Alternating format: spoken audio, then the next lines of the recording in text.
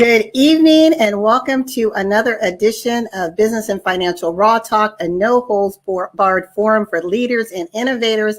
I am LaWanna Bradford, visionary and co-founder of Celebrate You, Women Embracing Wellness, and I am so excited to have the amazing, dynamic Rochelle Bradford, Dr. Rochelle Bradford. How are you doing, Rochelle? I'm doing well. Thanks for having me. Thanks so much for joining. And I want to just tell the audience a little bit about you, and then we'll just jump right into the conversation. Is that good? Yep, sounds good. Okay. Well, Dr. Rochelle Bradford has 25 years of experience in leadership and product development. She is an accomplished scientist and inventor in the personal care, textile, coating, and construction industries. She has her chemistry degree from Bucknell University and her Ph.D. in organic chemistry that she obtained from Georgia Tech. She has worked for major companies, both domestic and international, including Lonza, Georgia Pacific, and she currently works as the Director of Research and Technology Development at Koppers Performance Chemicals. Is that correct? Yes. Okay. Koppers for the K. And in addition to all of that, so all of this amazing mind power here, she is the mother of twin. She has also started her own business, which is called Perry Grace, and it's a consulting firm that helps take people's ideas to commercialization. So that's a big one to our listening audience. You really want to hear a little bit about that. And she has managed, with all of these balls in the air, to be a yogi. How do you do all of that, Rochelle? Yeah, I will have to say, though, during the pandemic, the yoginess has kind of settled a little bit. You think that would increase in pandemic world, but I found other ways to relax, I guess, during pandemic. But always, at least twice a week, I got to do some yoga. You got to get it in there. That's good. That's good. And that's so important is taking care. We know when we take care of ourselves, then we're able to give more, do more, and really enjoy life more. You agree? I agree, absolutely. And I am not, anyone who knows me knows that I hate exercise. I've always hated exercise. You can't get me to run unless I'm running from something. So yoga has been a lifesaver, and people like to think about it more for mental fitness, which is just as important, but it's not all ohms and kind of finding a space. It could be very active, so it could be very physical. So it is what you make it, and so I have found it to be extremely centering for me, and really has been able to tap into things that I had no idea of. So you make it what you want it. I talk about it since I've been doing it for the last, I guess, 3 years now. And I think it's one of those things in everyone's life that they just try it. If you haven't, or even if you did, maybe you didn't have the right type of class, but keep with it, because it's something that you can bring when you're 90 years old. You can still be doing yoga. You can't say that about a lot of other things. So if you start now, it's something you can bring with you. And trust me, it's extremely rewarding. Yeah, I totally agree with you with that. I know after my third ruptured Achilles tendon and running, I realized, well, guess I won't be doing this into my senior years. Exactly. So it is what you make it, and just like in life, right? So, but yeah, I've enjoyed doing it very much. Yes. Well, our audience, you've probably noticed we share the same last name. We are related. She is the mother of my twin niece and nephew. And so it's such an honor to have you here. And I want to just ask you, you chose science to become a scientist. Was that something that was always there? Was that an intuitive pull for you? Or was there something, from your background that said, I want to do things a little bit differently? It was a very natural fit for me. I knew pretty early on in middle school, high school age, that something technical was a draw for me and an interest. To this day, I do not like writing anything ever. So all the things that surrounded the things, art and writing, and it just didn't do something for me. And I had a high school chemistry teacher who, he was really cool, and he made it extremely practical. Like, he made it relevant to the things going on in our lives at the time. And maybe I was the only one paying attention, I don't know. But he was super interesting to me. And as I started talking to him, and he was very open and receptive to talking to me about where it could lead. And so I kind of thought maybe something math, computer science at first, but then once I hit that chemistry class, it just kind of really sparked something. And from there, it was a really natural decision. It was, okay, you're going to do this, you go to college, you go to grad school. Like, it just became something that it very natural for me, to go into that field. So I don't know, it never felt like a real decision per se, because it seemed like it just fit. I think what you said right there is really brilliant. And I hope that individuals are listening will pick up on that, because so many women, when they go through life and they're trying to figure out, where do I fit? What's the meaning of life? And it's not so much what the meaning of life is. It's like, how much meaning do you give life? And when you find your passion, that lane that feels so right for you, then, as you said, it becomes easy. It feels so natural. It's not, you don't question it. Yeah, and I mean, for a second I thought, maybe I would go into politics or something, but I think that was an interest. I don't think it was something that I think I would want to do every day. But when it came to, making a living and an occupation and looking at a career, and knowing that a field, for instance, like chemistry has, I mean, I've been in so many different fields. I've touched so many facets in technology all over the place. I mean, when I interview for a job, it's like, where haven't you? What have you done? And I think that's what's so great about science and chemistry in particular, is because it can take you wherever. So I never felt limited. Like, even though, it seems like you become highly specialized, but it's really not, because I feel unlimited in the things that I can do. And, at some point, it was nice to be really close to the science. It was nice to be in the lab. It was nice to be doing the experiments. And I no longer want to do any of those things either. So, it's a type of career, where you could see it. You could see all the different places you go, and other people, and you made it whatever you wanted it to be. And I'm still doing that. By no means am I done. I have a ways to go in that, but I try to, encourage other people to not look at it just in, well, you go into the lab and that's it. You kind of, when you think scientist, that's all you think, right?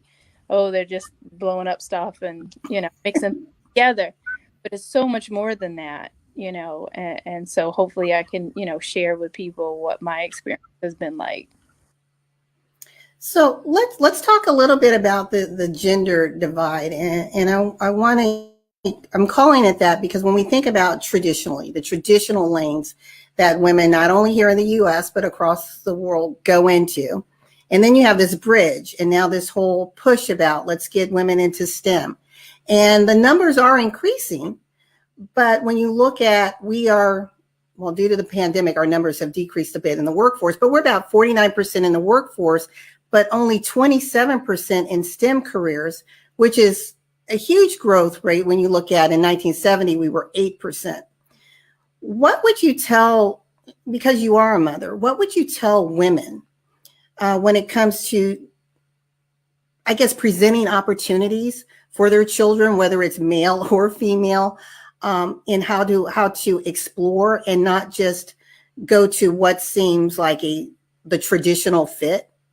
Because when we were in school, at least I know with me, there was home ec and there was shop. There was, the computer lab and whatever. And typically it was men, the boys and the girls, especially when you went into your clubs, right? If it was the computer club or the science club, you rarely saw girls in there. Yeah. So what would you say to women today? Because I think we have a responsibility to help and guide and shape those that are coming behind us.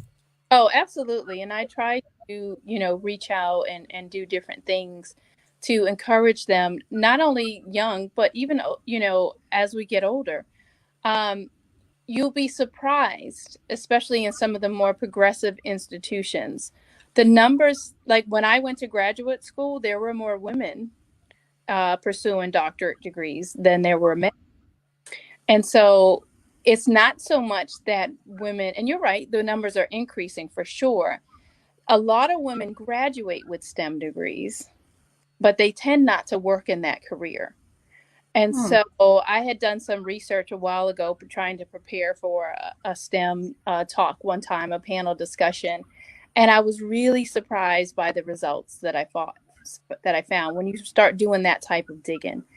And it was, they were getting the degrees, but they either went to a different field, or especially as they became, in the age when they started to have children, they would work and then never go back.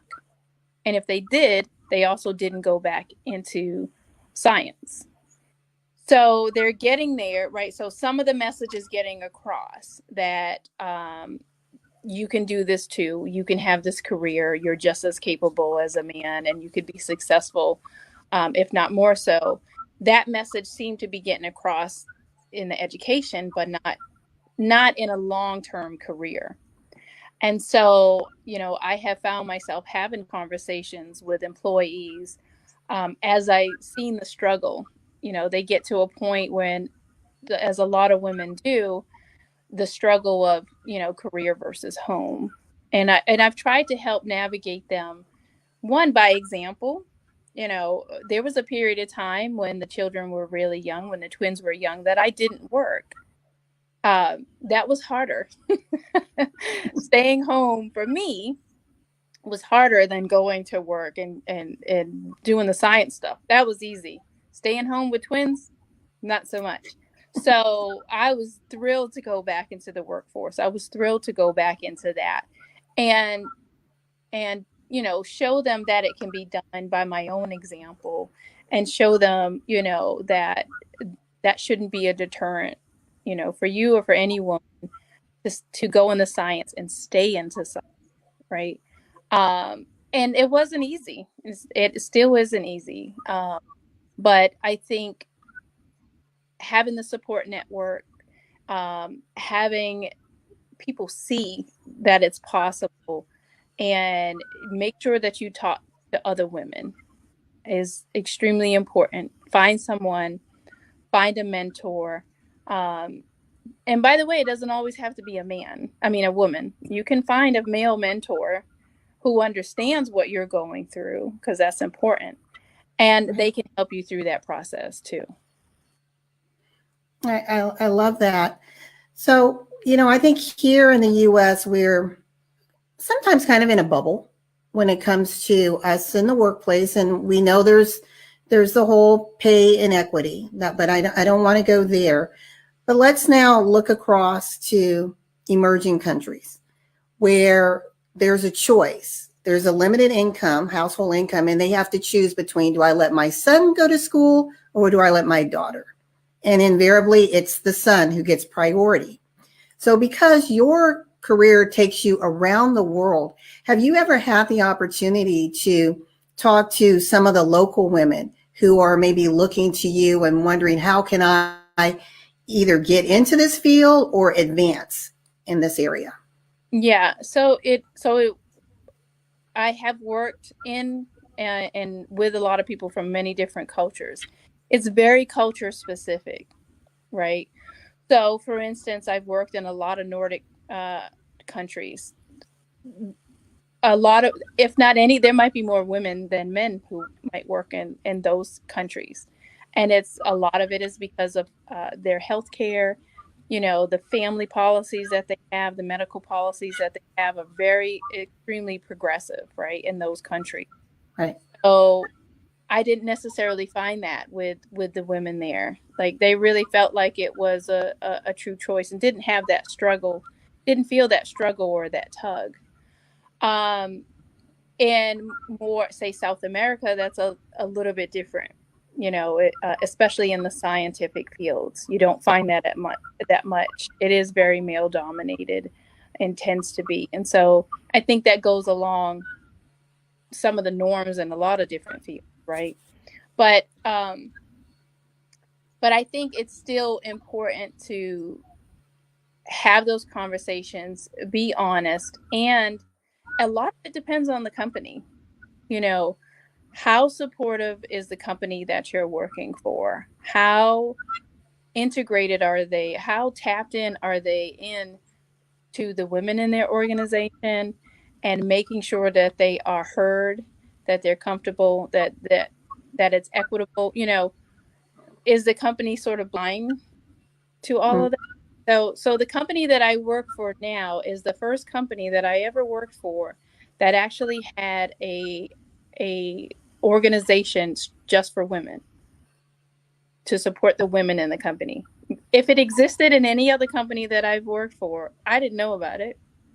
That maybe the message didn't get to me. But this is the first company that I've ever worked with that actually had a whole separate group devoted to women's issues. And I've worked for many. I've worked for a lot of really big companies, right? And we have these conversations a lot and say, I can't believe that we're just doing XYZ. Right. Right, still.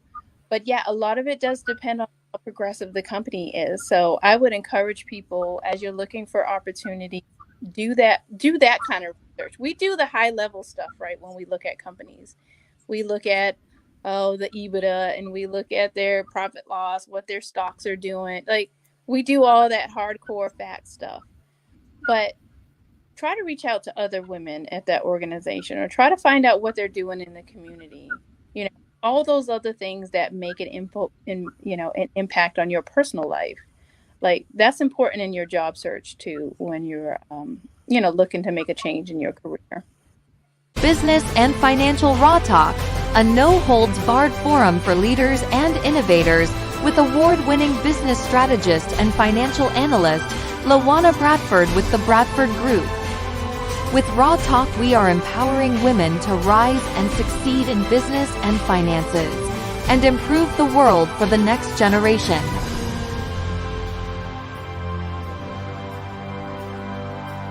Get ready to get raw and real. Live each Tuesday at 6 p.m. Eastern on e360tv.com.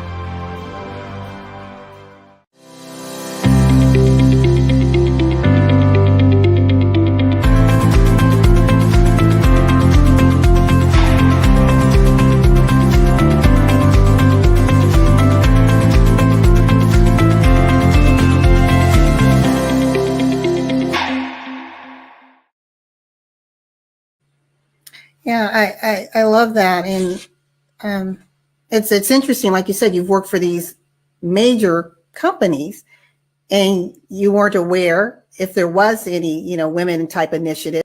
And I Yeah. think that also translates to the leadership also, where the area of interest is and how the culture is shaped. So it's quite interesting to see, just when we talk about, diversity and inclusion, for example, some people just look at it as black and white, but when we're thinking about everything, the gender diversity, background, experiences, bringing all of that to the table, how much richer we are as individuals, but also in the impact that we can make in the business lanes that we serve, correct? Right. Absolutely. So, we're seeing a wave of it. Also, all of those things came this wave of diversity inclusion, like people putting on the board levels and corporate levels and senior levels. If you didn't have a diversity officer, companies now have one. We didn't hear about those things. And if they existed, it just wasn't as present, right? Exactly. Voting people when they're saying and looking across the table and looking at representation, I think, in a different way than they had before. And so that includes women, yes, that includes women of color, that includes, a lot of different things that companies are doing and starting to pay attention to, and realizing that they could have been benefiting for a really long time, you know, had that. So I give kudos to companies who are at least starting somewhere. If they hadn't always had that, they did pay attention to it before. Definitely do it now, and and be a part of that. So if a company is asking you to be on a panel or a discussion or a group, join it. Yes, get on it, because you'll meet different people. That's part of networking and doing those kinds of things, and it'll get you, sort of out of your comfort zone and give you safe spaces to talk about things that are important to you. This is really interesting because you've talked about some points that actually lead us to this last piece of the conversation. And I was reading Harvard Business Review, and there was an article by Laura Sherbert, and it's called "The Successful Women Six Things Successful Women in STEM Have in Common." And the interesting thing is, I mean, she was focused on STEM, but it's really, when we're looking at success overall in our life and business as women, as men, but we're talking to our audience right now, these are really key. And to our listening audience, we're here with Dr. Rochelle Bradford. We are talking about STEM, women making an impact. And we're going to get into this piece about what they said in the Harvard Business Review. So, Rochelle, I'm going to read off these 6 things, and you've already named a couple of them. First thing she says, and I want you, however you feel, to carry on the conversation. I'm going to toss the ball to you. But she said the first thing is women have to be authentic. You have to know who you are and stand in that truth. So that was success tip number 1 for women in STEM. She said you have to develop a brand beyond your job. So you're not just your title, you're not just the position you hold, but who are you really, and how do you communicate that? How do you demonstrate that? What you just said as far as network, she said you need to invest in your network. And the example she used was, if there's opportunities to be on a board, to be on a committee, a work group, say yes. Do it. The other thing she said was building your proteges and or as finding your mentor that you need. Mm-hmm. And she said having confidence, because she said women in STEM are very, very confident women. And then the last thing she said, and this was the one that I loved, she said they claim credit for their work. And this is all about, again, expressing our voice and not sitting back saying, oh my gosh, someone took this from me. It's like, no, I did this. I have no problem signing my name and letting the world know that I developed this or I wrote X, Y, and Z. So looking at those 6 things, whichever ones you want to tease out and talk about, I'm going to toss it to you. So it's interesting because, I think I share with you that be your authentic self was one of the things that I, have always said to myself, especially because, we all find ourselves extremely unique, right? Well, we are unique. And so no one else can be who you are. So who are you trying to be? And it's really hard. Like, try it. Go try to do it and try to be somebody else. It's exhausting and not sustainable. So for me, I'm all about efficiency. I just can't do that, right? So that's always been, something that I believed in. So the last point is interesting, though, because I had to learn that the hard way. I had to learn that it was okay to tout my own horn. For a while, after I received my doctorate, it was like, don't call me doctor. Like, I would always tell people, don't call me doctor, right? But I never met a man who ever said that. No, they don't. No, never. And so I started thinking about that. And at times I still, because I like to be separate. Like, when I go to work, I'm kind of this person. When I come home, I'm just me, a mom, whatever, right? So I kind of separated it a little bit, trying to separate that part of it, but it's part of who I am.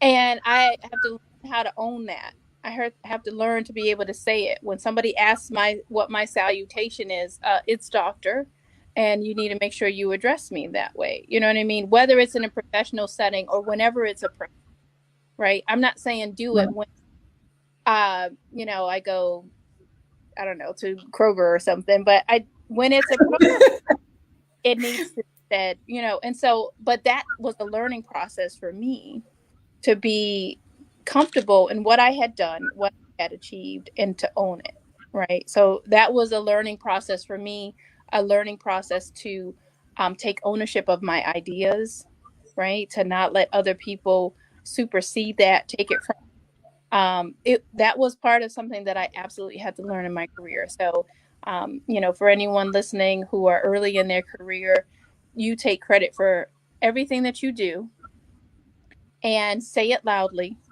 If you give yourself self-performance evaluations, write as much as you can possibly think about and every little thing that you've ever done. Like that was a struggle for me. I'm just like, I don't want to talk about all these things. No, say it because it's what they use to promote. It's what they use when leadership is looking at you.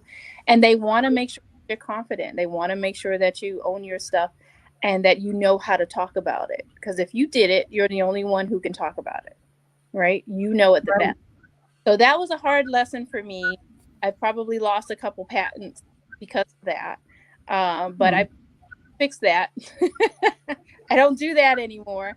And, I make sure, my name is up there just along with everyone else's. So I think that one in particular, those two in particular are really striking from the list that you sent. Yeah.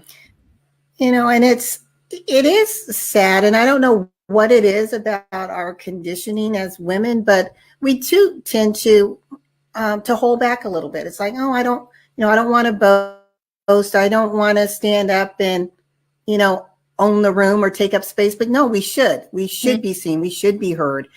And we should be acknowledged. And I read something a couple years ago, and it just really hit me hard. And it said that if you want you cannot expect the world to stand and applaud you if you're not willing to applaud yourself. Mm-hmm. Absolutely. So You got to give yourself credit. Yeah. And that's all, the premise of what we talk about in Celebrate You is telling women that if you want to be this world changer, well, you have to first start with you. You first have to know who you are, identify your voice, your authentic self, as you said. And then as that radiates outside of you, then you're able to see the impact, the lives of your family, the community, and the nation and the world. But it first starts here. Right. And then goes outward. And people will feel that. People will know that. I mean, you wonder why people are drawn to other people. I mean, just think about somebody that you're drawn to. What is it about them? You don't ever really know what it is sometimes, right? What do we say?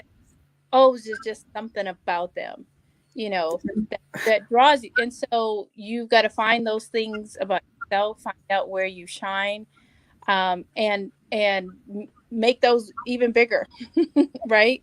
So take what you have, work with what you have, and make those even bigger. So yeah, I think it has an impact on everyone around you. Now, before we go, I want to talk about your company, Perry Grace, and your firm, and the fact that you help people take their ideas to commercialization. So can you explain what type of industries you work with, or do you work with products, services? What actually do you offer? Well, it actually depends on the person. And so going from ideation to commercializations, there are many steps in between. And it really depends on how far somebody wants to take it, right? So if you have an idea about something, but you're not necessarily into manufacturing, say, a product, right? You don't want to deal with inventory and things like that, but your idea is inventive. It's something that's patentable. Maybe that's the stage that I can help you get it patented, and put you in touch with the patent attorneys and things like that, because I'm not a patent attorney. But my role is to be able to put you in all the places that you needed to be in order to take your product or idea as far as you want it to go. So if you lack marketing, so maybe you have a product, but you don't know how to market and you need sales and things like that. It's about getting you in touch with all the people and all the forces behind it. So everyone is at a different stage. Right. And it's important for me to understand where they are and how far they want to take it in that product development process. So that's basically what my career has been. And I realized, well, I've been doing this for over 20 years, helping other companies develop their products and get their products to the market. Then I could help, anyone else in the general public do the same who don't have access to those resources. So that's really what Perry Grace does. I love that. In fact, I was talking to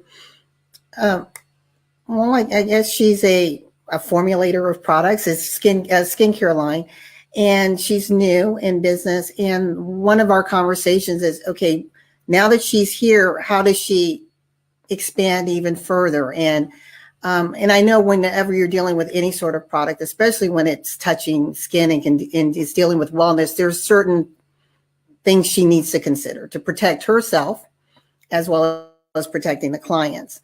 So would that be someone who you would work with? Yeah, so anything, you're right, anything that touches skin, anything you ingest, anything that can come in human contact, undergoes a different type of scrutiny, right? With EPA, FDA, those kinds of things. And so I'm familiar with those guidelines. If there's a natural care, if it's a spin-off and it doesn't have all the preservatives, things like that, and if it's more of a natural care product, there are still things you have to do, but it's not as intense. But obviously, the product doesn't last as long. So if it's something like, I have a personal care background, so I can help talk through that and see where is it that they're really trying to go and help them navigate that. So yeah, she would definitely be a good fit. That's great. Well, Rochelle, can you believe 30 minutes already up? Fast. It did. No, this was great though. Well, great? Thank you so much for joining us on our Business Financial Raw Talk, no holds barred forum for leaders and innovators. You've heard it here, ladies. Dr. Rochelle Bradford here talking about STEM, women making an impact, and she's definitely one of the trailblazers and making her mark in this world. And it truly is an example for women to follow. If you're interested in looking at a STEM career, or if you have a daughter who is interested in it and you just want to talk to someone who's been there and who's done it not only but globally, please reach out to Rochelle. Her contact information is below, rbradford@perrygrace.com, or you can find her on LinkedIn under her name, Rochelle Bradford.